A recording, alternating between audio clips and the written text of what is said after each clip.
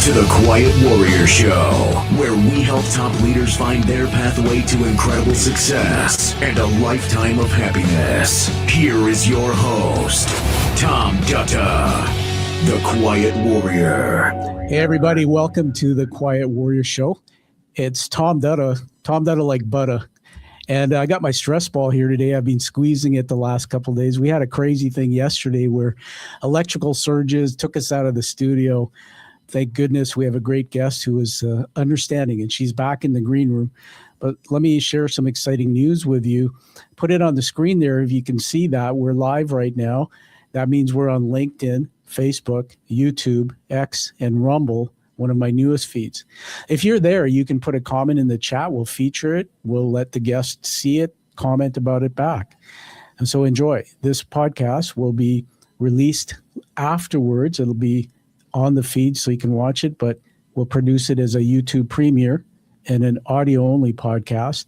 That'll be everywhere in the world. We're in over 20 countries now.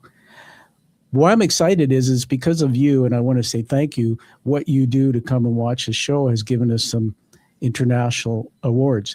We've been ranked the number 2 top 30 CEO podcast in the United States by FeedSpot. We've been ranked in the top Canadian leadership podcasts. And Million Podcasts, I didn't know they were out there. They've told us we're in the top 100 storytelling podcasts. So how about that for bragging rights? But it's only because of the quality of guests and you. So thank you. Our studio is booked out now 3 months every week, and there's a waiting list to get on. So it's keeping me busy, and it's a nice problem to have, but I can't keep up. So on that note, as we usually start off, we call it the show hook. I'm going to introduce our guest and then bring her on the screen. So stand by, everybody, while I set this up here. We'll edit this later. Stand by.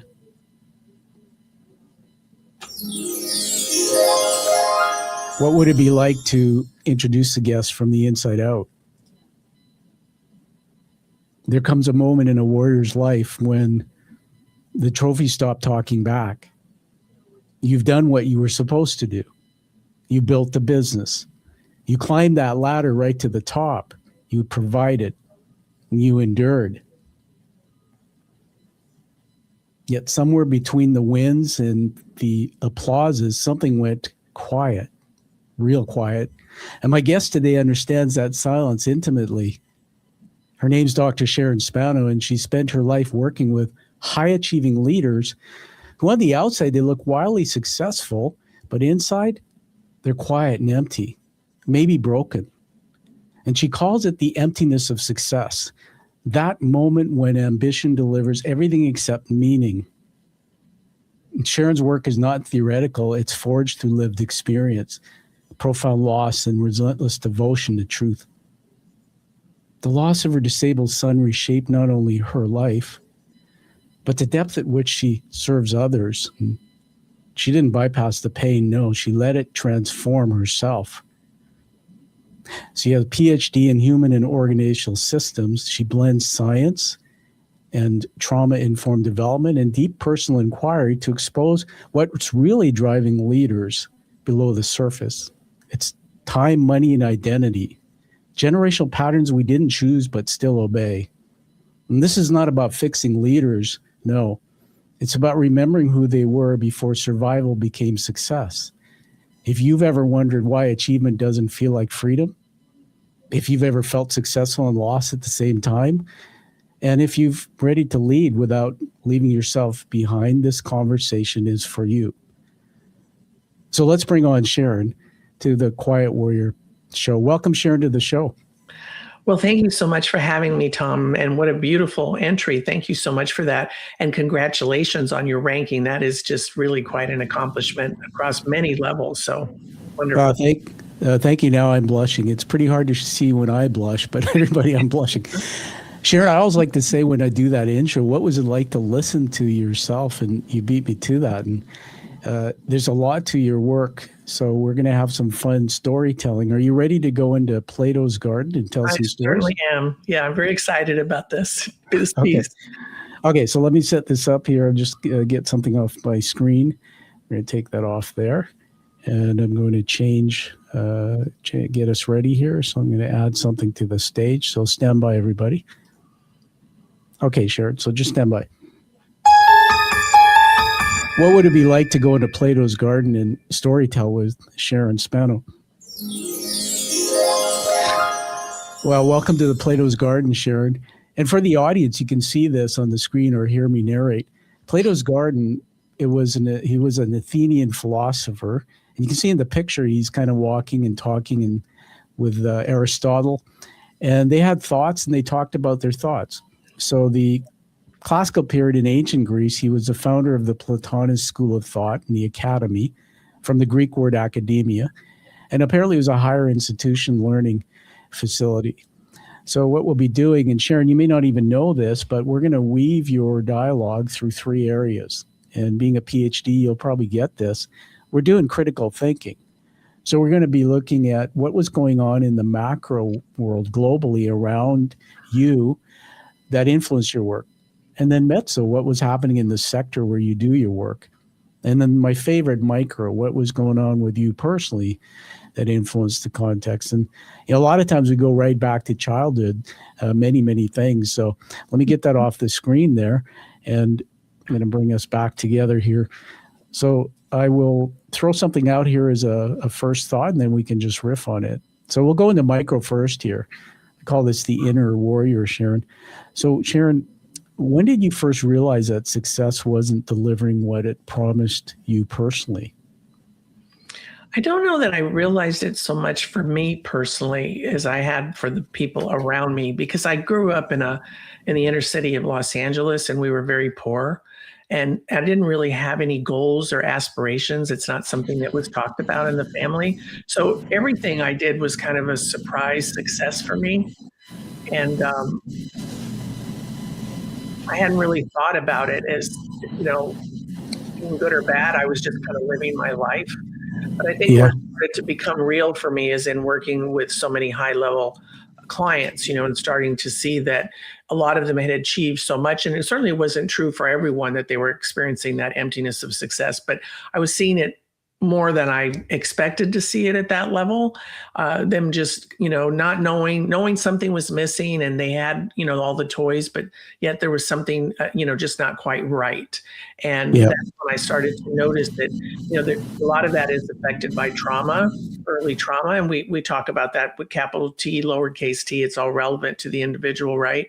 But as we would get deeper in the work, I would come to discover, to my surprise, that part of their high achievement desire came often, from early childhood experiences that, weren't ideal to put it. Yeah, I'm drawing pictures with words here in my mind, so just a little bit of a different view here. You see back, I'm pointing below my screen, it's a brain, it's a replica of a human brain. And I was just telling you off the screen, Sharon, about my concussion and brain injury recovery. So you talk about trauma, but I'm just going to riff with you here because we're not talking heads. This is what we do. We tell stories. So you evoked in me some things. It's like I can see part of me in you already from what you said. You said you grew up and you were poor. It made me think about, what did that look like? I remember when I grew up, my dad, we came to this country, and I was born in England, but my parents from Fiji. And my dad pumped gas. And then he became a journeyman apprentice electrician and eventually a teacher. But there was times where he was laid off. The union didn't look after him. And I know what poor looked like. It looked like mom had to go clean washrooms in schools just to make money to put food in 3 boys' mouths. So I was just curious, what's one thing that poor looked like to you when you grew up? Was it, not having a home? Was it not having nice things? Yeah. Well, my parents were divorced. So my sister and I were taken to live with my paternal grandmother. And, thank goodness for that. So you're living, in a home with elderly people who are on a fixed income. And, she did everything she knew to do. We went to Catholic school because the inner city schools were fairly dangerous, as I remember her saying. But she was also a devout Catholic. So I think, what I remember most about it was there being comments from aunts and people in the family that my dad didn't always bring her the money that, he intended to bring. My dad was a construction worker and he made pretty good money. But I Yeah. remember one winter we had, rain like crazy in California, like they don't have anymore. And, flooding. And so, he was out of work for weeks and weeks and weeks. And I remember that being a conversation that, he wasn't supporting, his making his financial commitments to her. But I didn't notice it or think about. My grandmother was this, she could sew. So anytime, there was an event, a school dance or whatever, she would make me an outfit. So to me, clothes, but we just didn't have a lot of money. You didn't do a lot of things. I didn't do anything else. Living in a city, I just didn't know that there was another way of life. See, that's interesting because I just one more point came to mind. I have a friend who was an Olympic wrestler and he came from Nigeria. And he was saying that wanted to be in the Olympics, and he looked up at the sky when he was a kid. They were mud wrestling in the mud pits in Nigeria, just a boy. And he said they saw a plane. They didn't know what it was. They just knew that it was going to the Olympics. And, if you're from India, which is my roots back from Fiji to India, my parents, you're right. You, if you don't know what riches are, sometimes it's almost better because you see kids playing with a ball and they're smiling and laughing. I wanted to just honor your parents, but are they still with you, or your parents? No, my parents have been gone for a while, and my grandmother as well.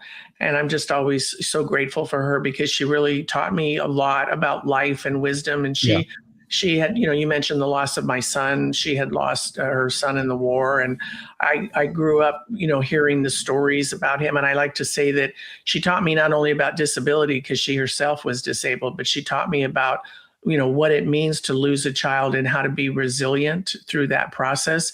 And I really, really leaned on those teachings during, my own son's journey.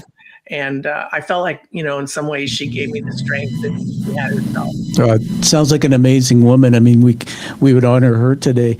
My dad passed away in 2018. My mom's 90. She just turned 90. And so everybody, we're here with Sharon Spano in the Plato's Garden, but you can start seeing what the influences are that were shaping Sharon. And so I'm going to throw the next thought out for you, Sharon. And before that, let me put this on the screen. What are we looking at there? Oh, yeah, that's the book I wrote in 2017. It was published in 2017, The Pursuit of Time and Money. And in there, I talk about stepping into radical abundance and really discovering the secret to a meaningful, prosperous life.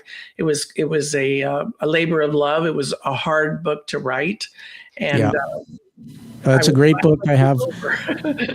I'm honored to have a copy. And what's really cool about it, everyone, is Sharon took the time to write in it. I mean, I have a book stack behind me. All the books that you're seeing there, yours will be in that stack. These are all guest books I've read. But there's some really neat things in here for those who are aspiring to be authors. Sharon created a little insert card that looks like that. And just little tricks that made it really special. So we'll come back to the book in a minute, but here's the next thought I'm going to put out. We're still in micro. I'm very sorry for the story of the loss of your son. It was profound and deep for me for other reasons. But how did that loss fundamentally change the way you understand leadership and presence? And before you comment, in the beginning of the book, there's a really nice comment. I'm just going to read it out. You said, "To my husband, Ralph, for your unconditional love and support, for blessing me with a life of abundance and joy, and to our son, Michael, in 1981 to 2008, who was and is the essence of love." That's wonderful. Mm-hmm. Yeah, he really was. So the question was, how did that change the way you understand leadership and presence? Meaning the birth of Michael? The loss of your son. Yeah. Well, the first loss was the birth, actually, because, you have a child that is not, we talk about it as the loss of the dream child. You think you're having a healthy child and then boom, you're not, the child is not healthy. So that was the first real hit. And in some ways, I would say that was more traumatic because it was such a shock.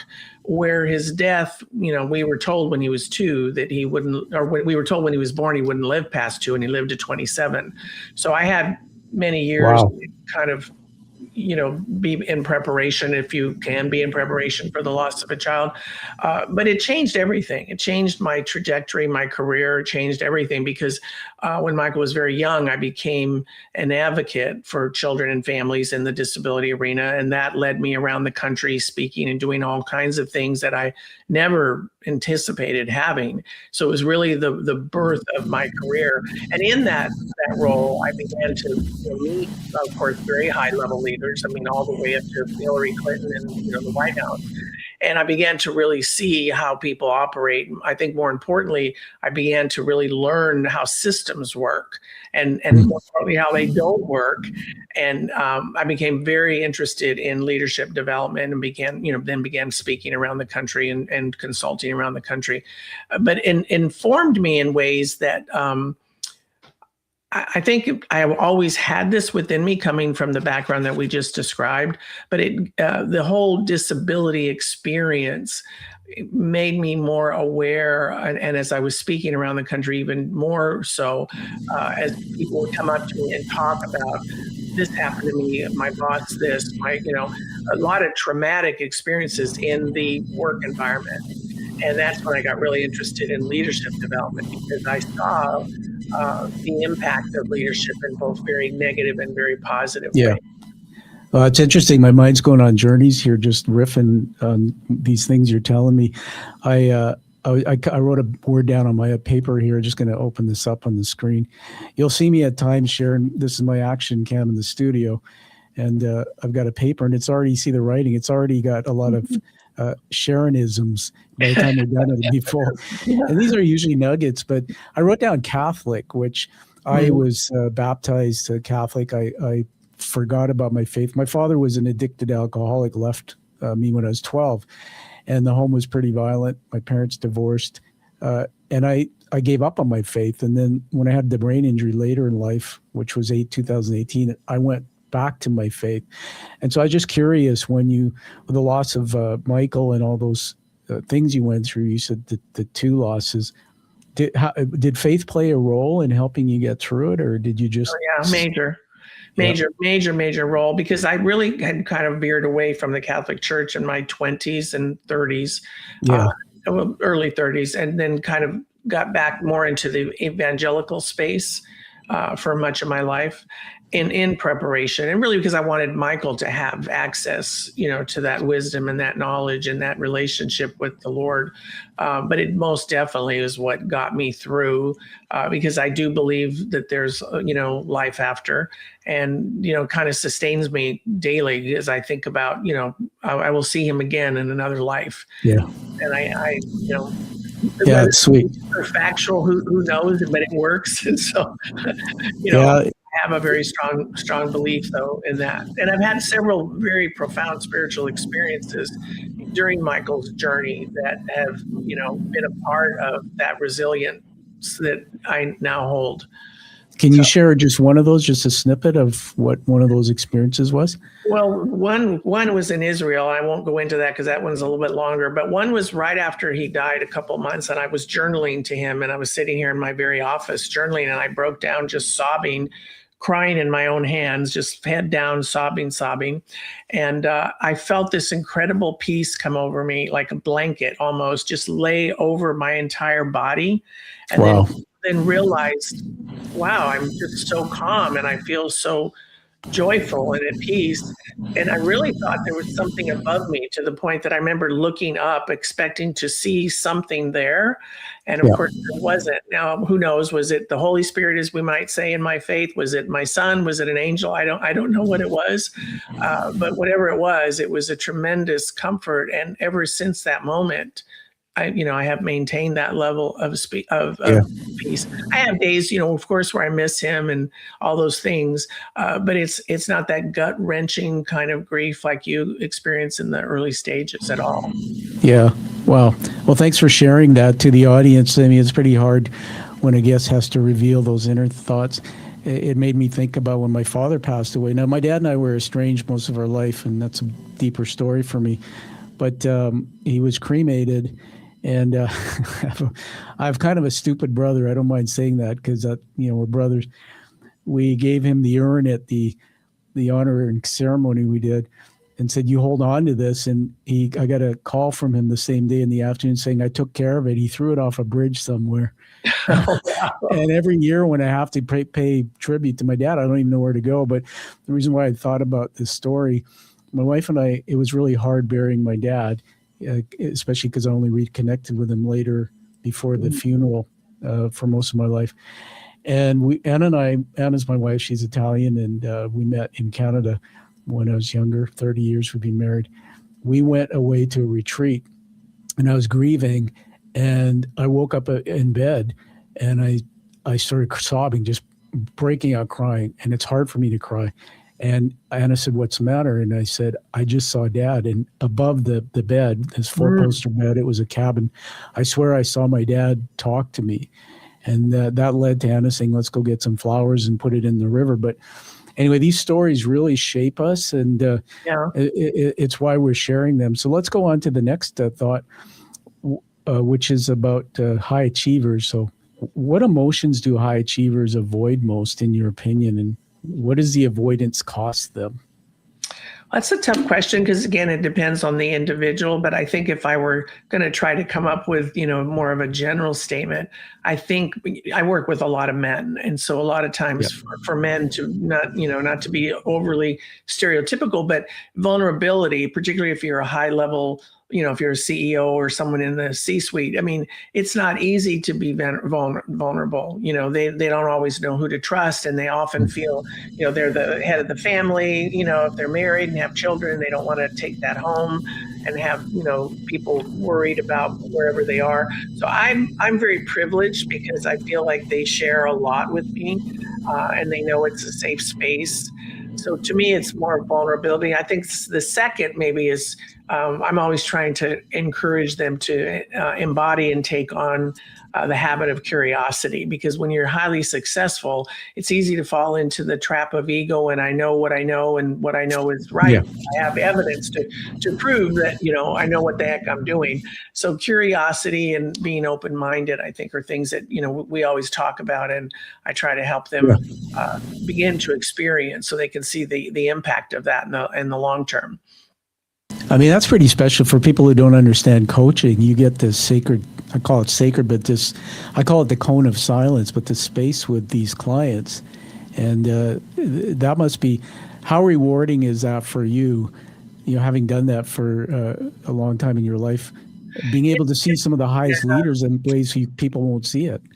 It's everything to me. I mean, I have very specific processes that I use, but, it's all very co-created with them and very specific and customized to what's going on with them, along with my leadership development and strategic planning efforts. But I love the one-on-one because I always say, I feel like if I can help someone that's a high achiever or in the C-suite become a better leader, I know they're going to be better people, and they're going to be better spouses, significant others, parents, whatever the case may be. They're going to be better in the overall community.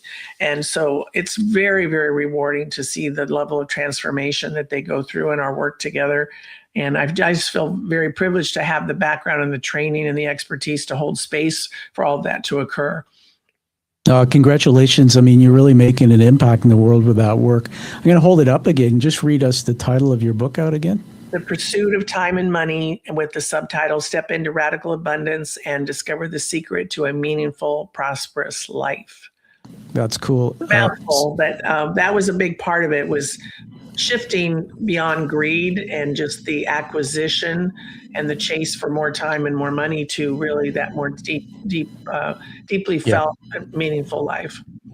Yeah, everyone, I'm going to surprise Sharon. Well, I'm just unsurprised by saying it with the reveal of a review in a little while for the book.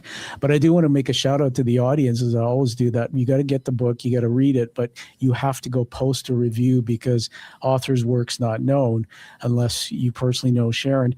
Spano, is that Italian or is someone? Yes, my husband's Italian. Yeah. Wonderful. My wife is a Romanelli, so I love the culture. Let's take a right turn now into mezzo. So I call this, sort of the sector. So it could be leadership, business, your systems of everything you do. Get into generational trauma.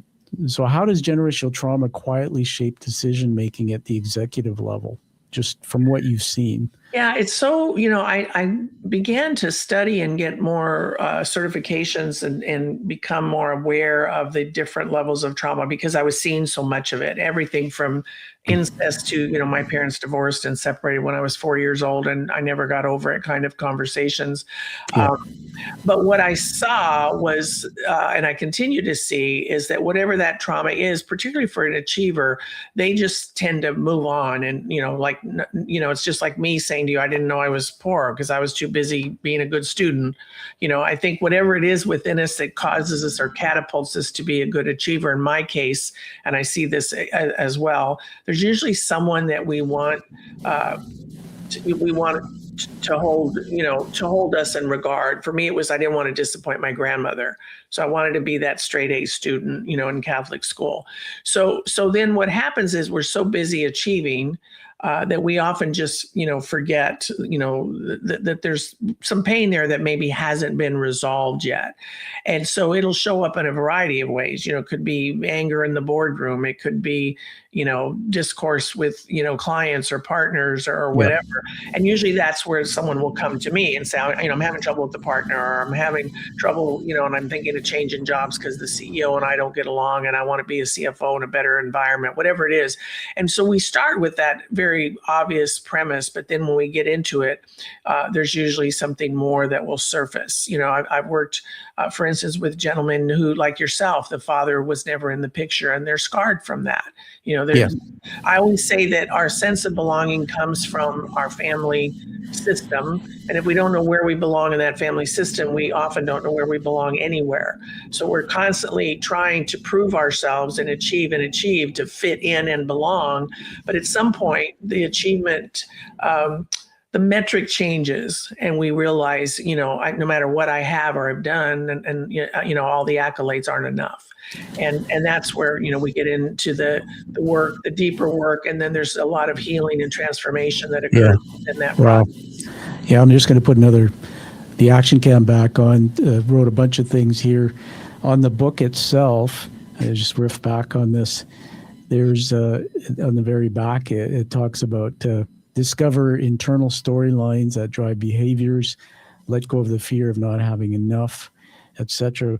But you really cracked me open, and that's why Plato's is so effective for us, because you said some things that brought me back to some experiences.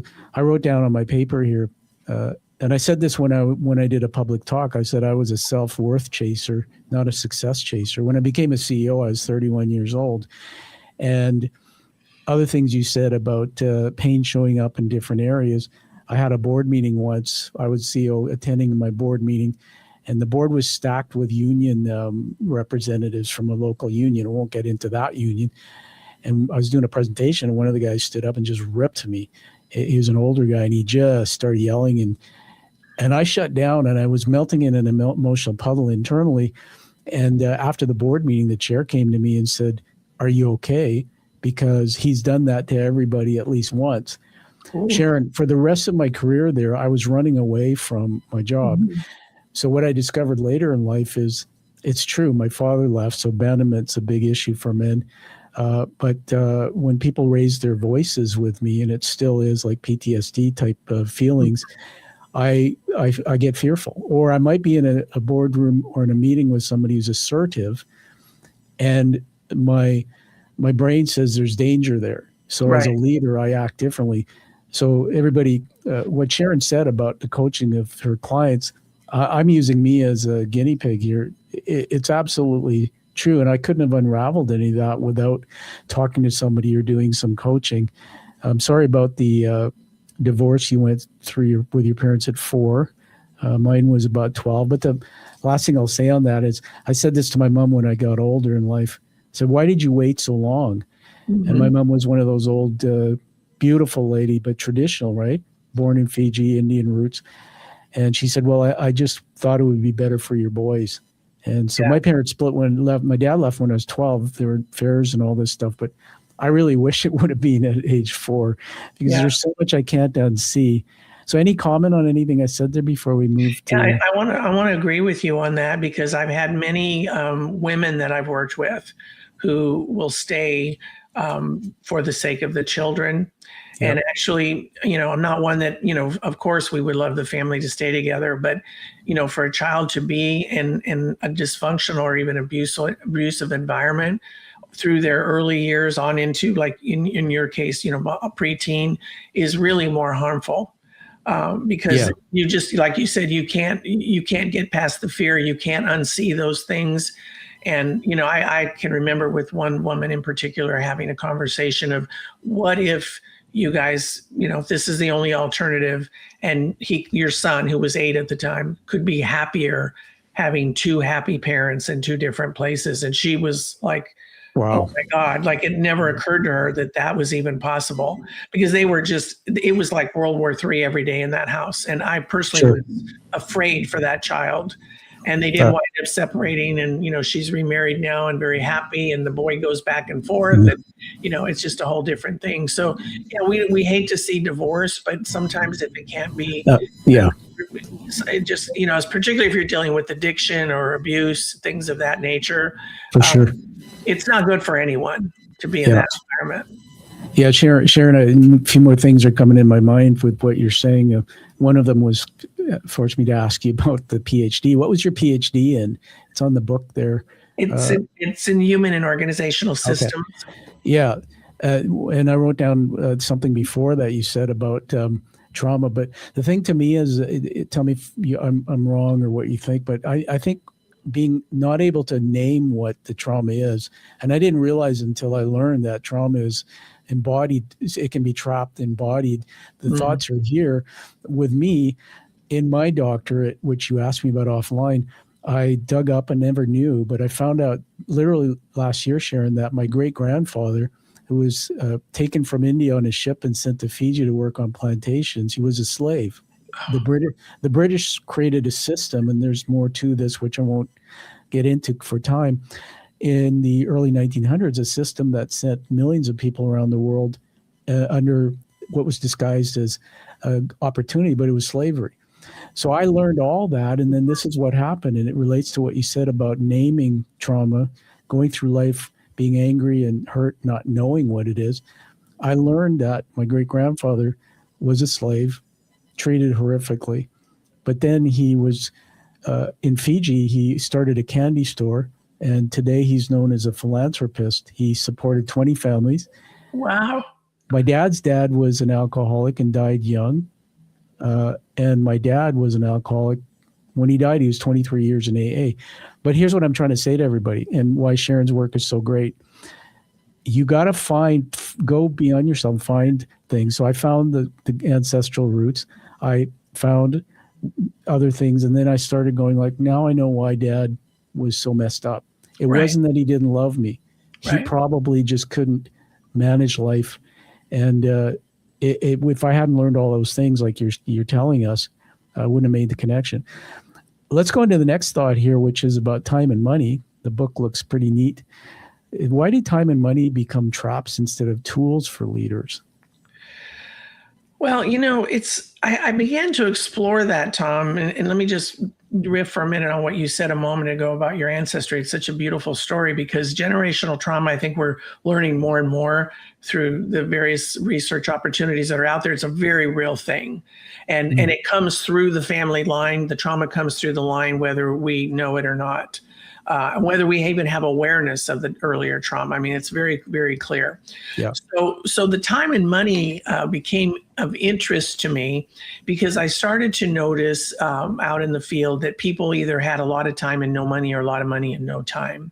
If they had a lot of time, it's because they probably weren't working very hard, or if they had a lot of money and no time, they were maybe working so hard, they just literally didn't have much recreational time. And I was curious about that, because I realize we talk about time, we talk about money, but we rarely talk about them together.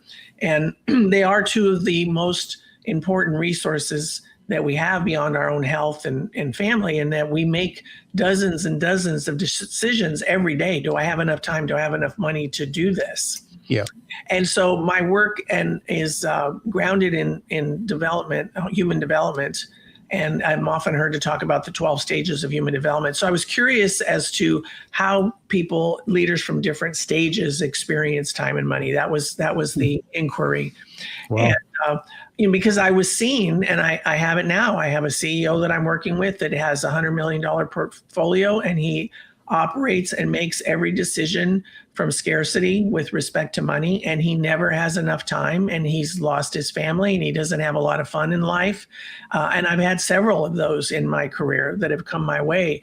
And I just wanted to see if there was a way to frame it in the context of adult development so that people could begin to explore it with themselves, and perhaps we could be an interruption to the way they're leading based on that knowledge and information and wisdom.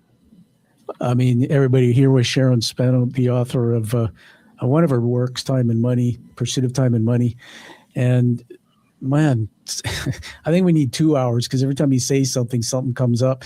So this is really interesting, and you taught me something. There's a guy that at one stage, I worked as a general manager of his company, private company, financial services. I won't say who he is. And he was in his 60s when I met him.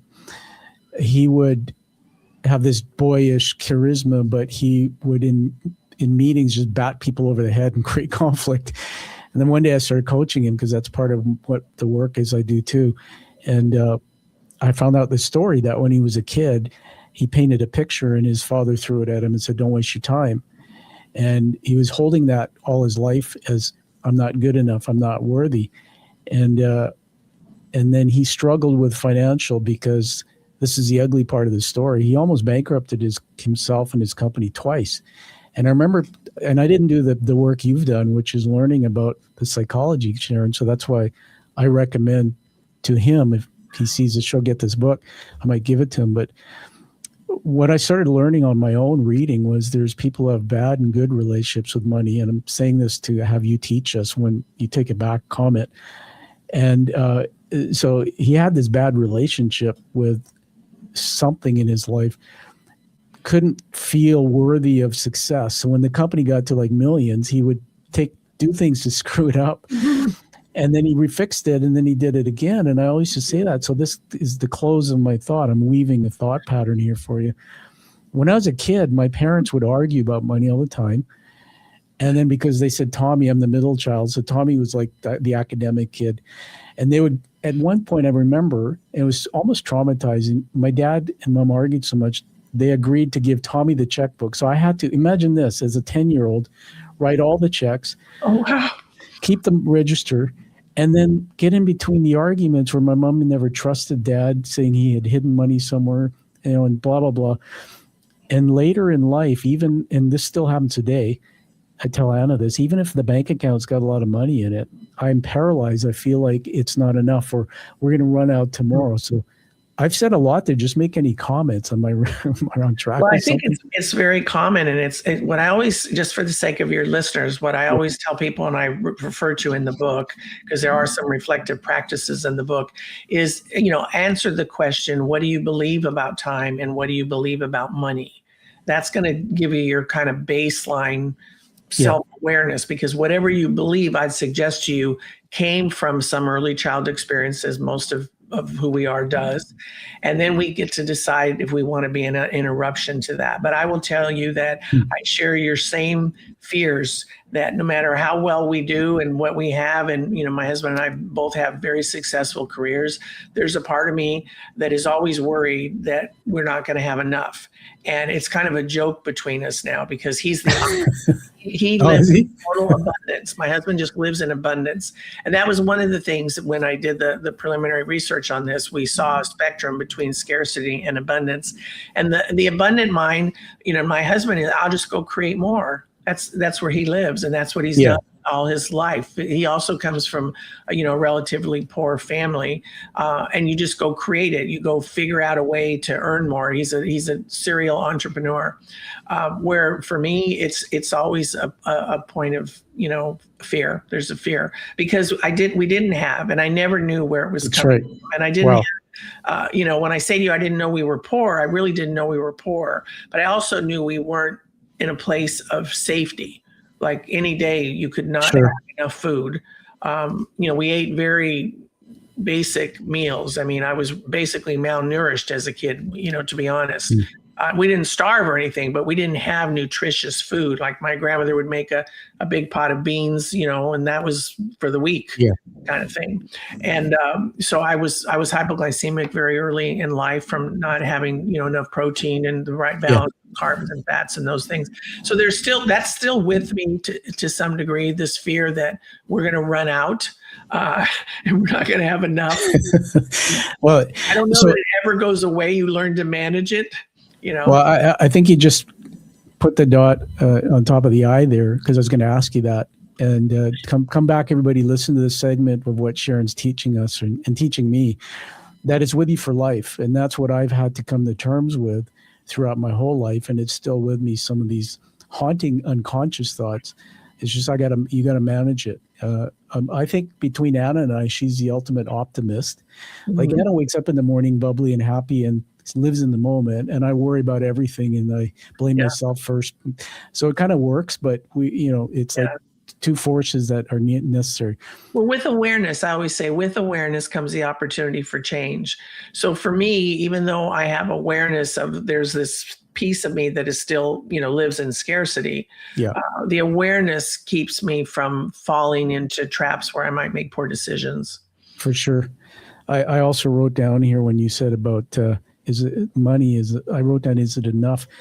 That's the question. Like, who defines? Where did we as kids or whatever? Where did we learn how much money is enough? To a kid who grew up, like I have a friend whose dad owns 14 companies, and he's like a young guy and he drives a Porsche.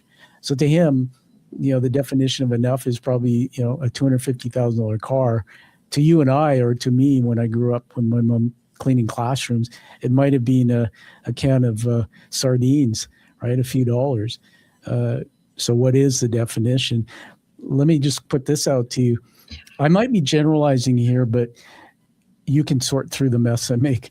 What do most leadership models, or what you've studied and seen, get wrong about resilience and growth? That's a tough one.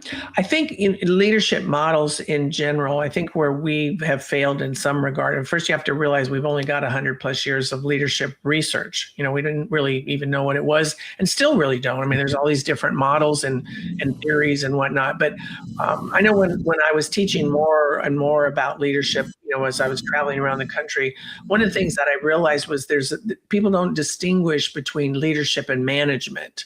And to me, they're two very different things. And you can be a leader regardless of your title. To me, leadership is a place to come from, not a place to get to. So whatever role I'm playing, I can step up as a leader within that context is my belief around that. But when you're talking about more formal leadership, I think we're moving further and further away, and you're certainly aware of the political climate here in the United States. We have lost, in my opinion, all sense of decorum and what it means to be someone of integrity and someone who speaks to the larger issues with empathy and compassion and an understanding that we are a global society, whether we like it or not. I think we have a long way to go, and it's going to take, certainly in the United States, I think probably generations for us to get back to of true effective leadership, which to me is about being able to influence people in very positive and powerful ways. Yeah, you said a lot there, and I'm nodding. I wrote some more notes here: leader versus management. Everybody, that's a nugget. It's accessible. And then I wrote relational dialogue. This is a pet peeve of mine, and I agree with you. Like, I was thinking to myself, okay, where do human beings get, like, I say we're born innocent, and we have not a lot of thoughts in our brain. In fact, we're born with a brain that gets populated by all the things we hear and see around us. So I think you're right. I mean, if I turn on even our parliamentary sessions, our parliament here in Canada, our prime minister, and both sides of the aisle here, we have three parties. But you can watch that, and they're back and forth, and sometimes they're attacking each other. They're not empathizing. They're not listening. They're being critical. They're using language that's offensive. And I was thinking to myself, man, imagine a kid sitting and the TV's on in the house, and you see these grown adults relating that way. Or you see, like me, your parents screaming and yelling at each other. And so this this whole thing you just said, I agree that I think we need to set a better example for our children, right? And realize what we say, how we communicate and talk to people. It's shaping the way the leaders of the future are going to communicate and lead. And so I want to say thanks to you for sharing that perspective, especially Well, from I'm sorry, but I could add another piece that I think is really important to this. And I called this out. My husband loves to quote me calling things out at the onset of shifts in our society. But so much has shifted, not that we didn't have leaders disagreeing in Parliament and certainly in Washington since the beginning of time. But we have to understand now that we are an era of attention and spectrum. Yeah. And so much has changed with the onset of iPhones and social media because now everybody's performing. And I would hope that we would continue to do leadership development in ways that would help people realize that when you're performing, perform as your highest self, not as your most outrageous self, because that's changed the game. Everybody's expecting to have a clip or something come out of whatever. So they're trying to be as dramatic and go viral. And I think that's really problematic if you look at it from a leadership perspective. Yeah, I mean that makes a lot of sense. And I didn't think about that, but yeah, it's true. When I was a kid, we didn't have internet and social media and all this, and now you can't filter it. And then you have, I mean, I'm in the media space, so I know this, but there's these crazy algorithms that if I just even click on a video that I watch and it's garbage, the algorithm says, "Oh, Tom clicked on it. We'll give him more of that," and then all of a sudden your brain is polluted. Pretty cool stuff you've sharing with us there. I'm going to go into macro. It's the last segment, and that is, I'll call it sort of the global influences, maybe culture, legacy, humanity. What big question maybe, but what's the long-term cost, Sharon, to society, in your opinion, when leaders do define success by scale, profit? Well, I think we're losing our sense of humanity right now because we are about, power and greed and profit. And, you can be, when I wrote the book, I wrote about stewardship. And stewardship to me is what produces that meaningful life where I'm being conscious of how I use my resources, whether it's time, money, or energy. When you're only being driven by power, money, and greed, and people no longer matter, I mean, we're seeing the impact of that across the globe right now with all the things that are going on, and it's just going to continue to escalate unless somehow or another we find a way to take a stand and get back to, what's our moral compass as a humanity. What leadership is about is if you're in a leadership role, you should be exemplifying some level of morality that is for the greater good. And we've kind of veered away from that. Not everyone, of course. We've got many, many good leaders across the globe and all types of industries. But I think if we talk about it generally speaking, these are kind of interesting times, to say the least. Yeah, I'm thinking about running businesses. In Canada, you have the same down there. There's not-for-profits, there's for-profits. And I was thinking, I was doing some studying on this about masks and identity in my own work, that if I run a company, almost like the constraints of the organization and its culture force me to wear a particular performative mask. So if I go into nonprofit, where I spent a decade as a leader at one point, profit's not good. Your shareholders or your members or your people. So you have these constraints. So you start, it's almost like it's embedded on your skin. You become this way of thinking. And then you go into a for-profit, which was an experience I had where it was an American company. I was the CEO of a Canadian part of it. And it was all about every quarter, what's the stock doing and driving up efficiency and profit. And yet when I stepped away from all of that, Sharon, and took all those masks off, it was just Tom, a guy who was afraid of money was running out. So it's a very complex topic, and why everyone I do recommend you get the book, read it, and reach out and learn more from Sharon. Let's go back here. How would business culture change if fulfillment were considered a leadership competency? So if you feel fulfilled, how do you think cultures would change? How would leaders be Well, different? I think your production, we all know there's a cost for turnover. There's a cost for employees who are dissatisfied. I mean, it's just so obvious, and I don't know what the numbers are, and certainly it would depend on the company and the industry, but it's just, to me, leadership is an opportunity, as I said earlier, to create an environment where people want to be fulfilled and they want to serve the greater good of whatever that company is about. As we now talk about the company why, which I think is just such an important thing to be discovering, is why do we exist? Even if we just sell widgets, we're doing something that matters out there. And I think when people feel fulfilled and they have a sense of purpose in their work, they naturally give more and they work harder. And so there's a value to that you just can't even probably put a number to, unless you look at it in the adverse way that I just kind of alluded to.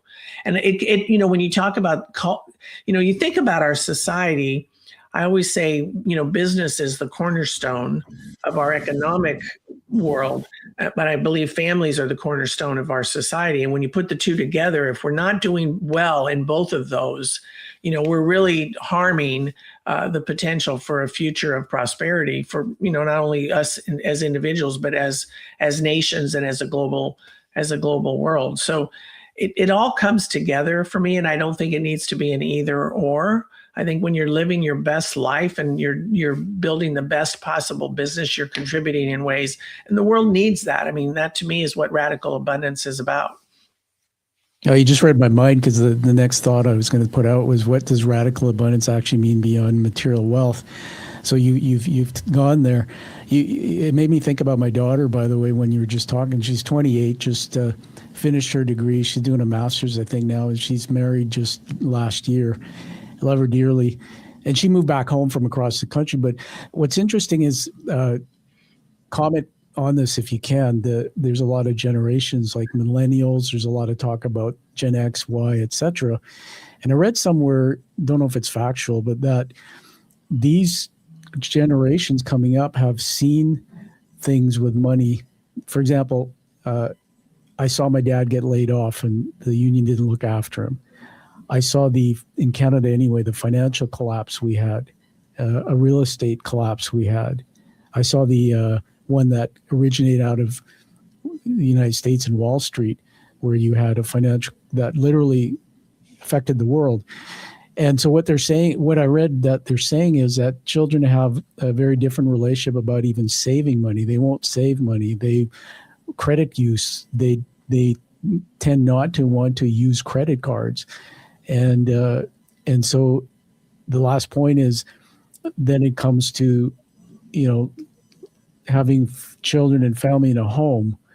We live in a part of Canada where buying a home's $1 million minimum. And with two incomes, most of the generations coming up are priced out of the market. They'll never own a home. Right, and I know right. in the US so just comment on any of that. Like, what do you say, what advice do you say to a young leader who sits down with you maybe in a coaching environment and says, oh, I'm so stressed out, but I can't afford a home. And my parents, they had everything and then they lost it all. And I'm just so confused, et cetera. Any advice for them? Yeah, I mean, I think, it is quite shocking what things are costing these days. I mean, if you've lived long enough, I guess every generation feels that way. But I mean, just, the price of homes, to your point, is I just don't even know how future generations are going to do that. But what I would say, if someone, and I've had this conversation with many young people who live in that space, is, do the best you can to generate whatever you can based on your skill. But again, be a steward with those resources, not coming from scarcity, but coming from a place where you're doing your best to prepare for whatever might come ahead.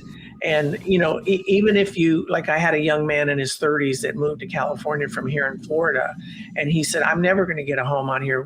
I said, well, let me just tell you this. Start with something, because if you're renting, you're just throwing money away. So if you can buy something and flip it, my first house in California, you'll laugh at this. When I told this to the young man, he thought he misunderstood me, was $40,000.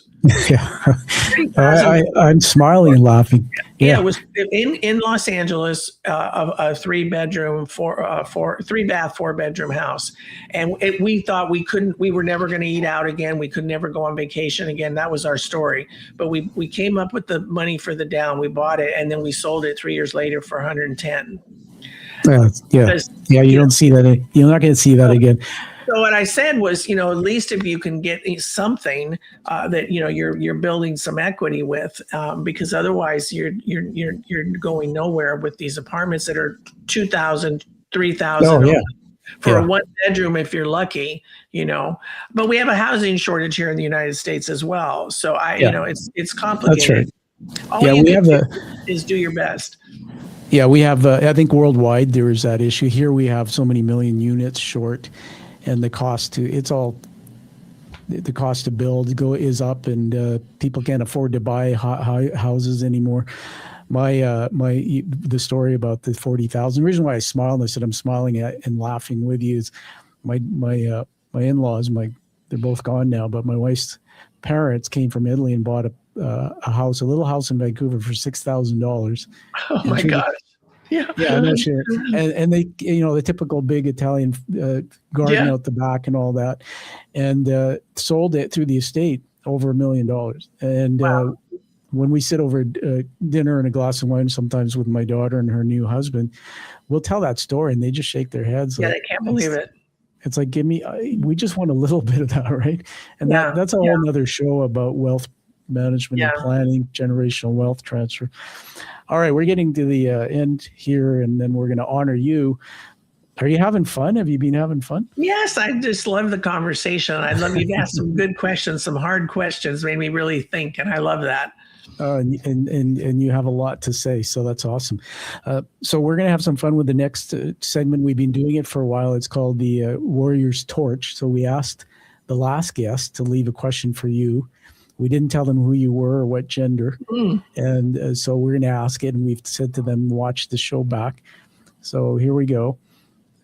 Seeing that you already have a book, it's kind of related. So what is the book you are still living that hasn't been written yet? And what truth are you not quite ready to put on that page? Just anything at all. Well, as you know, I've launched the new podcast, Beyond the Loss, which is about life and identity after a child dies. It's been something I've wanted to do for a long time, and I'm going to build some research around that. And I do want to write a book that I hope at some point will offer some deeper insights to families, but more importantly, professionals, because I think there's a big gap in how professionals understand loss of a child compared to regular grief. And so that's the book that's in my mind. I don't know what the truth is yet.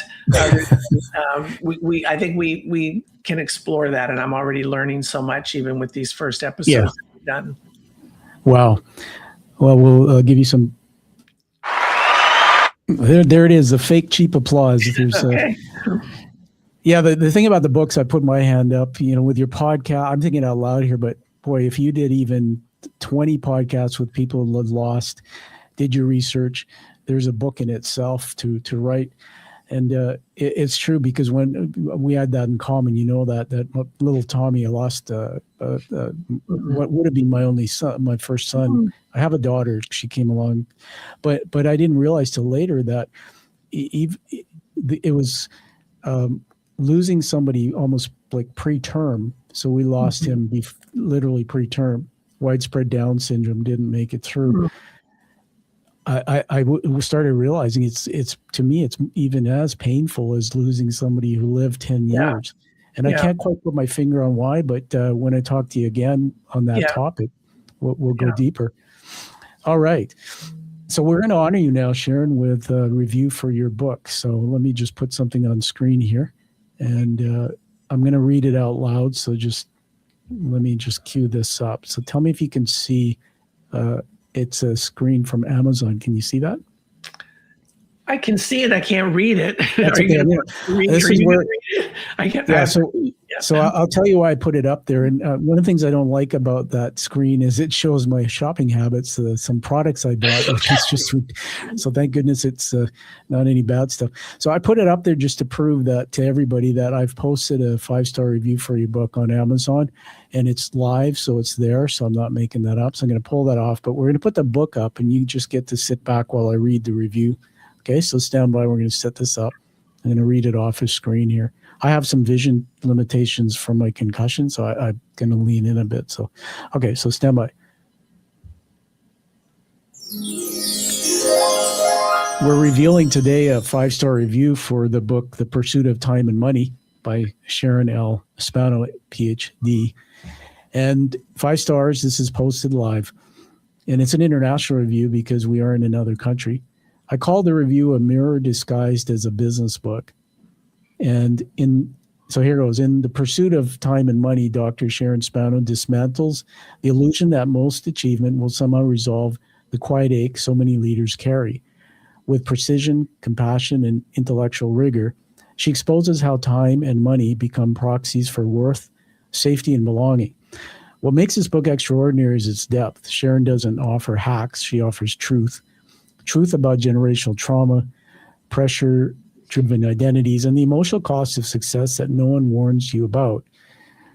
If you are successful and still restless, accomplished and still searching, this book will meet you exactly where you are and gently challenge you to redefine what winning actually means.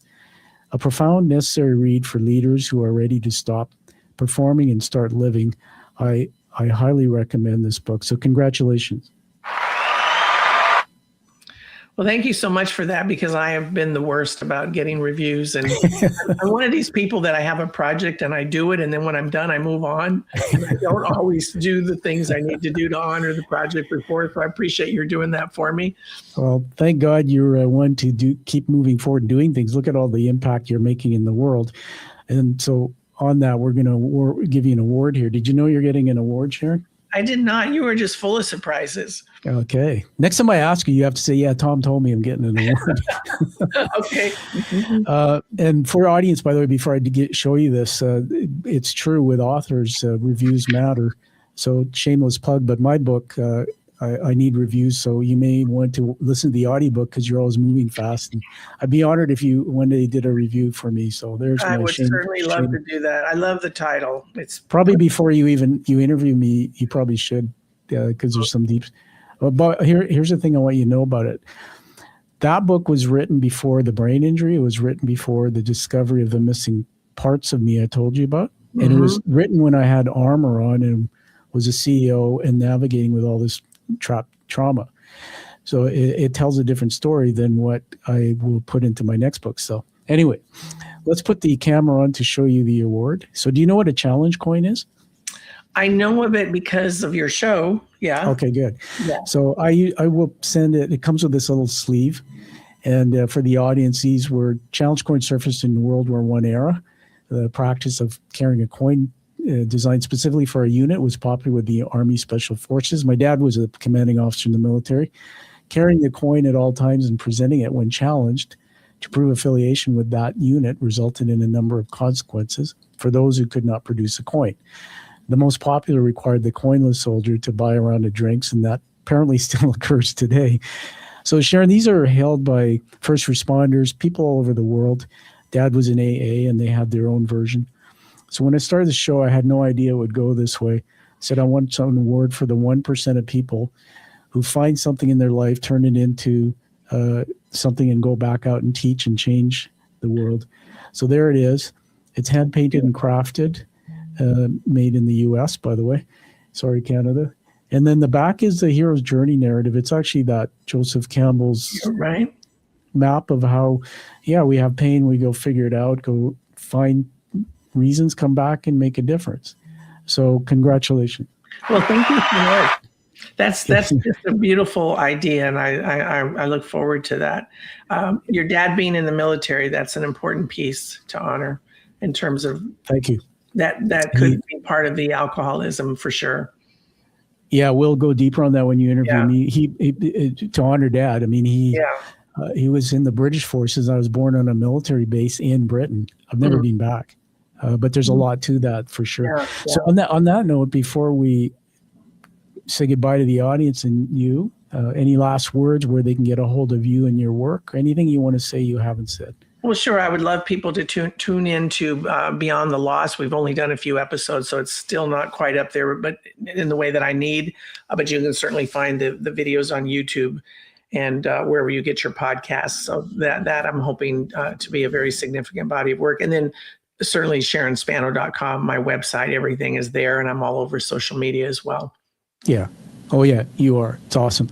So everybody will put all that in the show notes. And so find that true passion like you've heard from Sharon Spano and live the life, but live the life that you deserve and desire. And we'll see you all next week on the Quiet Warrior Show. And Sharon, it's been an honor meeting you. Thanks, and we'll have you back again. Thank you. You're welcome. Stand by. Thank you for listening to The Quiet Warrior Show. Create is a motive-based leadership development firm. www.kreat.ca.